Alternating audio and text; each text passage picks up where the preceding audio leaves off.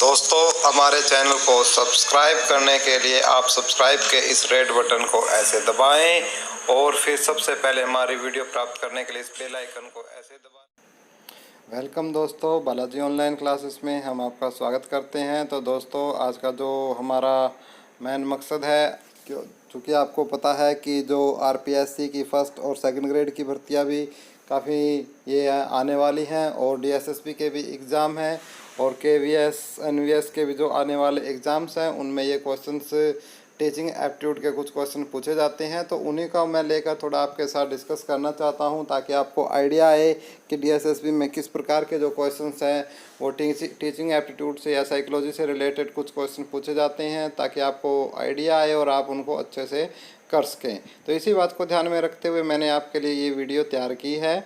और कुछ गलती हो या कुछ गलत हो तो आपसे मैं निवेदन करता हूं कि आप मुझे माफ़ कर देना और मैं अच्छा कैसे कर सकूं इसके लिए आप अपने वैल्यूएबल कमेंट्स कमेंट बॉक्स में ज़रूर कमेंट कर देना। तो दोस्तों, मैं अपनी वीडियो स्टार्ट करने से पहले आपसे मेरा बहुत ही विनम्र निवेदन है कि आप एक तो वीडियो को लाइक नहीं करते हो, तो प्लीज़ दोस्तों, ये बिल्कुल न्यू चैनल है और मेरा एक सपना है कि मैं देश के कोने कोने तक उस गरीब बच्चे तक मैं अपनी वीडियोस को पहुंचाऊं।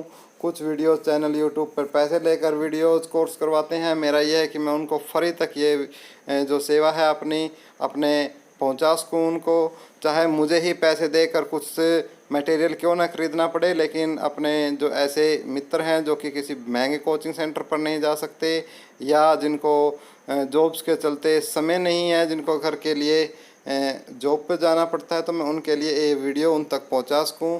तो ऐसे मैं GK, Haryana GK, Rajasthan GK, current GK, सब प्रकार की मैथ साइंस वीडियो समय समय पर डालता रहता हूं। तो दोस्तों, प्लीज़ आप हमारे चैनल को यदि आप तक सब्सक्राइब नहीं किया तो पहले सब्सक्राइब कर लो। सब्सक्राइब का तरीका मैं आपको वीडियो के स्टार्टिंग में बता चुका हूँ और जिसका कोई सब्सक्रिप्शन फ़ी नहीं है। और वीडियो को प्लीज़ एटलीस्ट लाइक ज़रूर कर दें और यदि आप शेयर कर दें तो इससे बड़ी आपकी मेहरबानी नहीं होगी हम पर। तो हमारा पहला क्वेश्चन है, पहले क्वेश्चन को हम देखते हैं कि भय और दंड का प्रभाव बच्चों को अनुशासनहीन बना सकता है। इस कथन से आप पूर्णतः सहमत हैं, आंशिक रूप से सहमत है, अनिश्चित है, पूर्ण असहमत है? तो बिल्कुल सही बात है कि जो भय और दंड होता है, यदि हम वो बच्चों को उससे हम करेंगे तो वो अनुशासनहीन बना सकता है उनको। तो भय से भी और दंड से भी डर के बच्चे अनुशासनहीन बन सकते हैं, ये बात पूर्णतः हम सहमत है। नेक्स्ट क्वेश्चन है हमारा क्वेश्चन नंबर 2। आप विद्यालय में छात्रों में सहयोग की भावना विकसित करने के लिए क्या करेंगे? इससे संबंधित उदाहरण प्रस्तुत करेंगे, सभी शिक्षक मिलजुल कर कार्य करेंगे, विद्यालय में पाठ्य सहगामी क्रियाओं का आयोजन करेंगे, मिलजुल कर कार्य करने के महत्व को बताएंगे। तो यदि विद्यालय में सहयोग की भावना बच्चों में विकसित करनी हो तो आप क्या करोगे? तो ये चारों ऑप्शन हैं, देख लीजिए क्या है। तो अब हम आपको आंसर बताते हैं।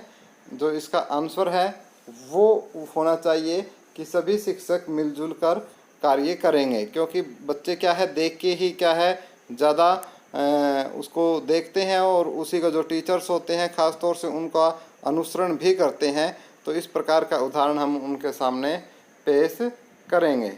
नेक्स्ट क्वेश्चन है, आप परीक्षा के दौरान कक्ष निरीक्षक का कार्य कर रहे हैं, उसमें विद्यालय के प्रधानाचार्य का पुत्र परीक्षा दे रहा है। यदि वह अनुचित कार्य करता है तो उसकी अनदेखी करेंगे, परिणाम की परवाह किए बिना उसे अनुचित साधन प्रयोग नहीं करने देंगे, प्रधानाचार्य से परीक्षा के बाद शिकायत करेंगे, उसे रोकने का साहस करेंगे। तो इसमें से क्या ऑप्शन हो सकता है आप देखिए। तो अब हम इसको उत्तर बताते हैं कि आप परिणाम की परवाह किए बिना उसे अनुचित साधन प्रयोग नहीं करने देंगे। नेक्स्ट क्वेश्चन है क्वेश्चन नंबर 4।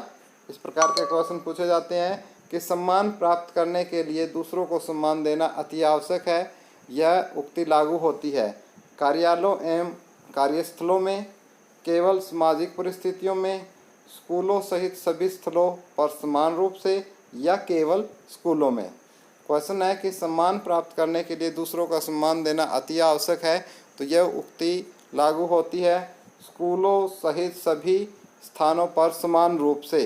तो चाहे स्कूल हो या कोई भी क्यों न हो, हर जगह पर ही ये लगती है। क्लियर? नेक्स्ट क्वेश्चन है हमारा क्वेश्चन नंबर 5। शिक्षकों के चयन में चयन बोर्ड को प्राथमिकता देनी चाहिए। पिछड़ी जाति के लोगों को, अल्पसंख्यक समुदाय के लोगों को, सभी वर्गों के लोगों को उनकी अभियोग्यता एवं अभिवृत्ति के आधार पर, या सिर्फ महिलाओं को। तो इसका आंसर क्या हो सकता है आपके हिसाब से? इस प्रकार के क्वेश्चन आपको आने वाले DSSB एग्ज़ाम में मिल सकते हैं। तो इसका आंसर हो जाएगा आपका सभी वर्गों के लोगों को उनकी अभियोग्यता एवं अभिवृत्ति के आधार पर। नेक्स्ट क्वेश्चन है हमारा 6th क्वेश्चन। यदि कोई छात्र ईमानदारी पूर्वक कार्य नहीं करे तो आप क्या करेंगे? ईमानदारी छात्रों को पुरस्कृत करके उसे शर्मिंदा करेंगे, छात्र के अभिभावक को सूचित कर देंगे, सख्त दंड देकर उसे ईमानदारी पूर्वक कार्य करने के लिए बाध्य करेंगे, ईमानदारी सर्वोत्तम नीति है उसे बतलाएंगे। तो क्या करेंगे आप देखना, आपका क्या ऑप्शन हो सकता है। तो इस प्रकार के कुछ ऐसे कि हमें क्वेश्चन ऑप्शन सभी लगते हैं, लेकिन उसका हमें सटीक और बिल्कुल दिमाग का प्रयोग करते हुए आंसर देना है। तो ईमानदारी सर्वोत्तम नीति है उसे हम ये बताने। नेक्स्ट क्वेश्चन है हमारा क्वेश्चन नंबर 7 कि समाज में छात्रों की भागीदारी किस प्रकार की वांछनीय है? आपका विचार है परस्पर सहयोग की भावना, रचनात्मक सहयोग की भावना, अनुदेशनात्मक सहयोग की भावना, या क्रियाशीलतात्मक सहयोग की भावना। तो ये इस प्रकार से आपके लिए है, काफ़ी मुश्किल प्रकार के क्वेश्चन है, लेकिन आपको थोड़ा सा समझना होगा क्वेश्चन को। तो ये है आपकी अनुदेशनात्मक सहयोग की भावना, इसका आंसर हो जाएगा। नेक्स्ट क्वेश्चन है हमारा 8वां क्वेश्चन। किसी कार्य योजना को बनाते समय बहुत सी बातों को तब की तब सोची जाएगी उक्ति पर छोड़ा जाता है, इस पर आप क्या सोचते हैं? एक निराशावादी विचार है, एक मूर्खतापूर्ण विचार है, एक श्रेष्ठतम विचार है, एक आशावादी विचार है। तो ये किस प्रकार का विचार है कि हम बोल देते हैं कि तब की तब देखी जाएगी, ये किस प्रकार का विचार है? तो आपको इसका ऑप्शन देखना है और क्या है आपके हिसाब से। तो उसका आंसर हो जाएगा एक मूर्खतापूर्ण विचार है। ऐसा नहीं होना चाहिए, हमें समय के हिसाब से चलना चाहिए और कार्य को करना चाहिए। नेक्स्ट है असामाजिक लोगों के साथ आपका व्यवहार होता है मिलनसार के रूप में, सुधारक के रूप में, आलोचनात्मक के रूप में, सामान्य के रूप में। असामाजिक लोगों के साथ आपका व्यवहार किस प्रकार से होता है? तो ये 4 ऑप्शन है, तो इसका आंसर हमारा हो जाएगा ऑप्शन बी, सुधारक के रूप में। नेक्स्ट क्वेश्चन है हमारा 10वां। आपके अनुसार प्राथमिक स्तर पर किस प्रकार सह शिक्षा लाभप्रद है? बच्चों में समानता का विकास होता है, बच्चों का विचार उत्तम हो जाता है, बच्चों का सर्वांगीण विकास होता है, बच्चों को एक साथ पढ़ने में रुचि होती है। आपके अनुसार प्राथमिक स्तर पर किस प्रकार सह शिक्षा लाभप्रद है? तो इसका आंसर है, ये 4 ऑप्शन आपके पास है। तो इसका जो बेस्ट आंसर हो सकता है वो है हमारा ऑप्शन नंबर ए, बच्चों में समानता का विकास होता है। नेक्स्ट क्वेश्चन हमारा क्वेश्चन नंबर 11 देख लेते हैं। यदि कोई छात्र अपनी आशा से कम अंक पाता है तो उसे क्या कहकर सांत्वना देंगे? हो सकता है कि तुम्हारे उत्तर अति विचित्र होने के कारण परीक्षक को समझ में नहीं आए हों। परीक्षा में कम अंक मिलने के पीछे परीक्षक की लापरवाही भी हो सकती हो। तुम्हें अपने परिश्रम में विश्वास रखना चाहिए, या ये सभी। तो आप किस प्रकार से सांत्वना देंगे? तो इसका आंसर हो जाएगा हमारा ऑप्शन नंबर 3, तुम्हें अपने परिश्रम में विश्वास रखना चाहिए और आगे भविष्य में आपको इससे भी अच्छा करने की कोशिश करनी चाहिए। इस प्रकार से हम सांत्वना देंगे। नेक्स्ट है कभी कभी बहुत विद्वान व्यक्ति भी अच्छा शिक्षक नहीं बन पाता, इसका संभावित कारण क्या हो सकता है?